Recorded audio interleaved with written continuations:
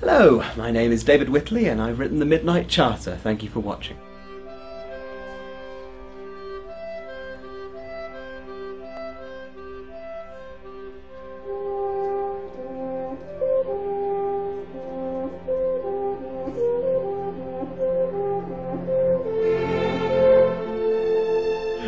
Not at all, no. I mean, I had obviously seen, I'm sure, at some sort of subconscious level, that there is so much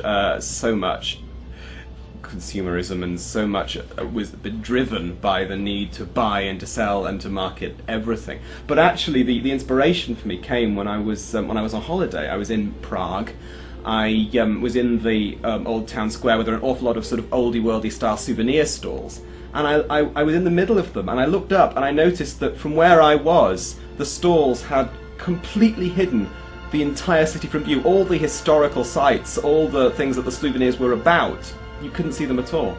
And I thought if this carried on, the stalls would soon have to start selling souvenirs of each other, because there wouldn't be anything left for them to show. And that silly, strange little idea just sort of grew into the whole idea of, well, what could you sell? Is there anything that you can't sell? And how much more would we if we could, like thoughts or memories or emotions? So I think that was the central idea. But yes, I'm a little bit alarmed, actually, at how the world has since moved on since then, and I'm anxiously checking through the sequel for further predictions.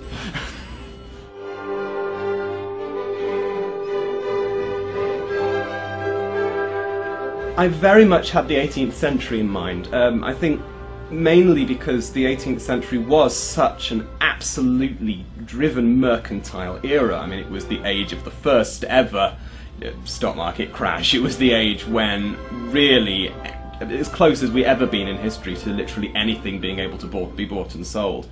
And I also wanted to use the 18th century because it was such a wonderful age of ideas, the age of the Enlightenment, of places where nothing would hold back people with extraordinary notions changing the world, where French revolutionaries could change the calendar and decimalize the clock, and where you built whole countries upon sets of ideals.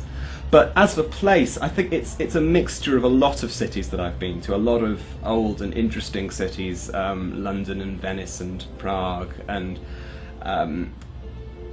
but that overall notion of a city that is both ancient and yet teeming with continuous action really appealed to me.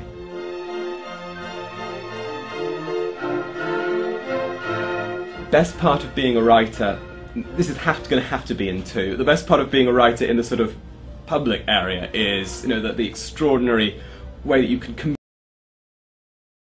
ideas to such a huge range of people and get the feedback on that and all the connections that are then formed. But as a writer, as a personal, private thing, the moment when a phrase just clicks together in the right way. I think Clive James said at one point that the art of a writer is to turn a phrase until it catches the light.